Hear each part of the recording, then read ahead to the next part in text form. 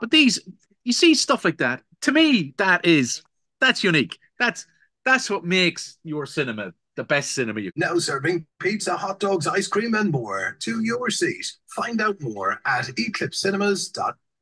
Time to join our man at the movies. It being Thursday. Let's head up to Eclipse Cinemas. Collie, are you trying to scare the living daylights out of me this weekend with movies?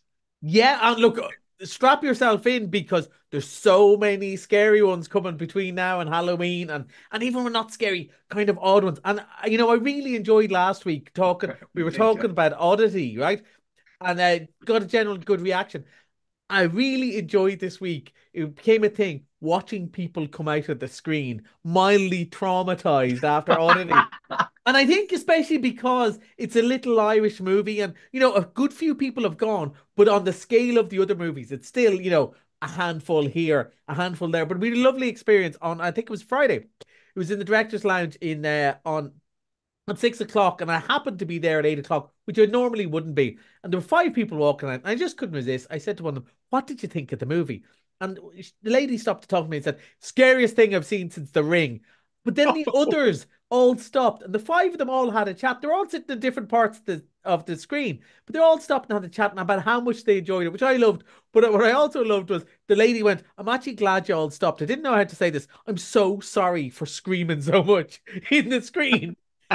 And the two Right, couples kind of went, "Do you know what? That made it more fun for us because there's the thrill and the scariness." So yes, right. we are kicking off. Sort of, we're back to school. We had National Cinema Day last week, and now we've a lot of kind of grown up serious movies coming up. But the kind of Hollywood side is definitely has a bit of a scare, and it's kicking off one of the biggest of us all, one of the biggest cult movies of all time, Beetlejuice. Beetlejuice.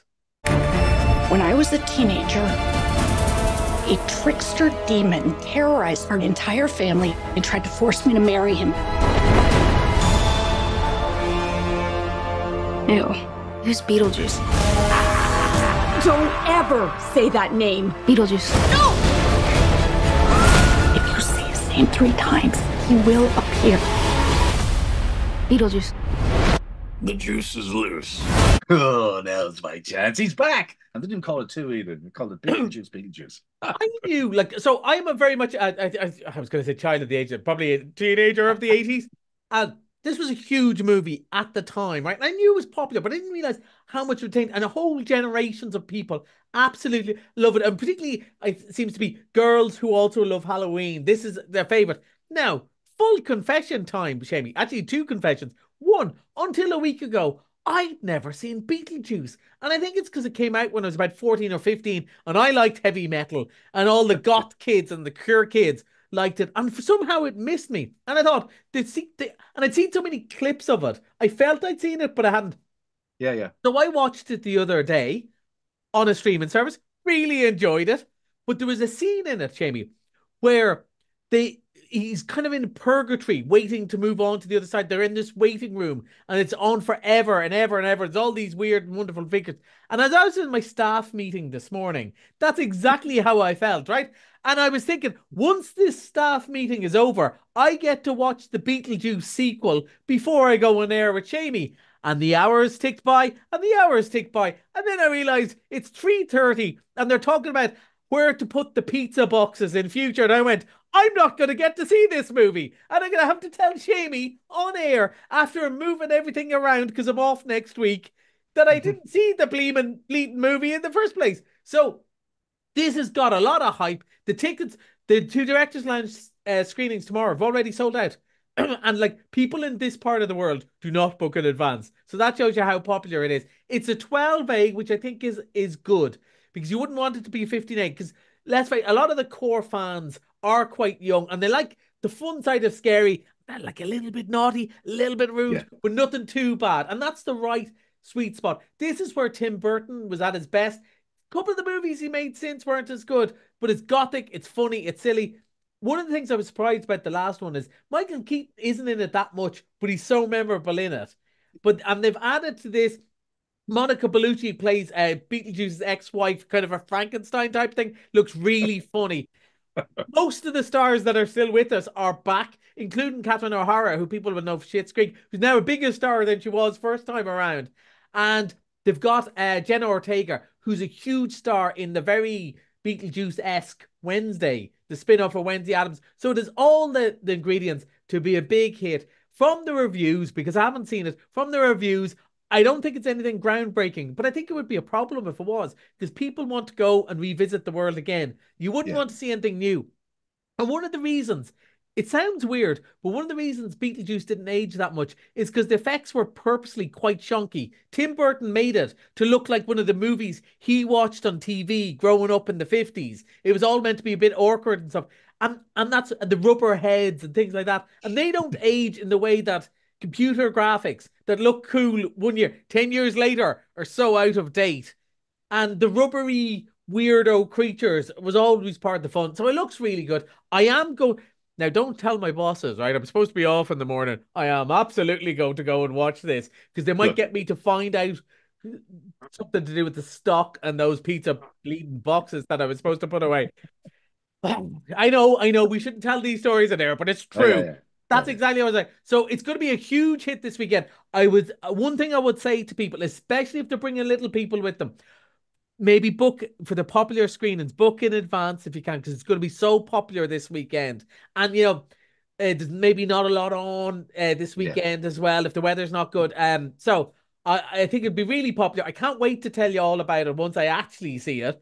Okay. But fingers crossed. And it's funny how I've gone from a non-believer 30-something years ago going, I wouldn't be bothered seeing that, to being really annoyed that I couldn't see it early. So that's the power of movies. What I find is amazing, the original was made in 1988. Yeah. I know. But it's stayed in date. And there's movies that I would say to the young people I work with, oh, such and such a movie, blank, absolute blank. And then this little weirdo movie made in 88 that looked rubbery even then, they all know it. Not only that, when we talk about the music and stuff, I said, the Banana Boat song? And I went, no. Harry Belafonte, no. And I went, Deo. And they went, oh, Beetlejuice. Absolutely, I know it, right? And it's amazing that they know who Michael Keaton is. It just stayed. It's good to revisit, and hopefully nobody will feel let down. I don't think they will. On the clips anyway, it looks as good as the original. Yeah. Now, speaking of evil, this is another horror. This is proper horror. This is proper horror.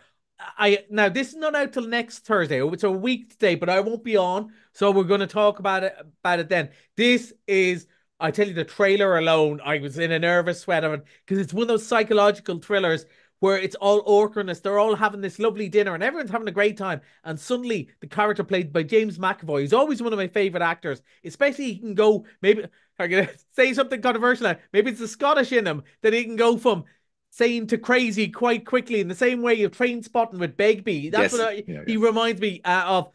And suddenly it becomes very uncomfortable. And does he have problems? Is he a killer? Is he not? What's he going to do? Where is this weird fella coming from? So it looked really tense.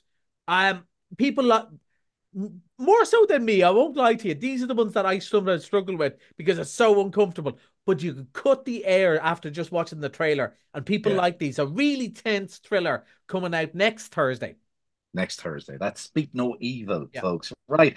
Spider-Man trilogy continues, and they've Homecoming. Which is a lovely movie. And it was, I think, I enjoyed all the Spider-Mans except Spider-Man 3, which is not great.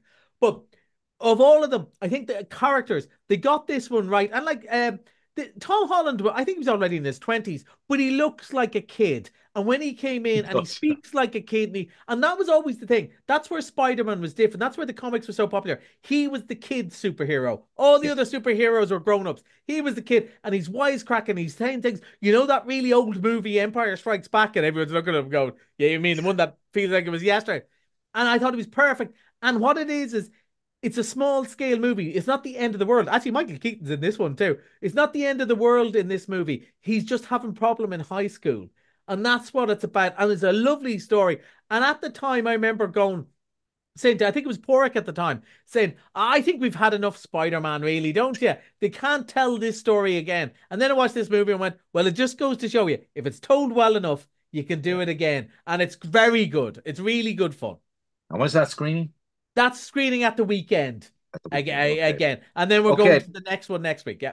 Okay, you got 30 seconds on Missed It Monday.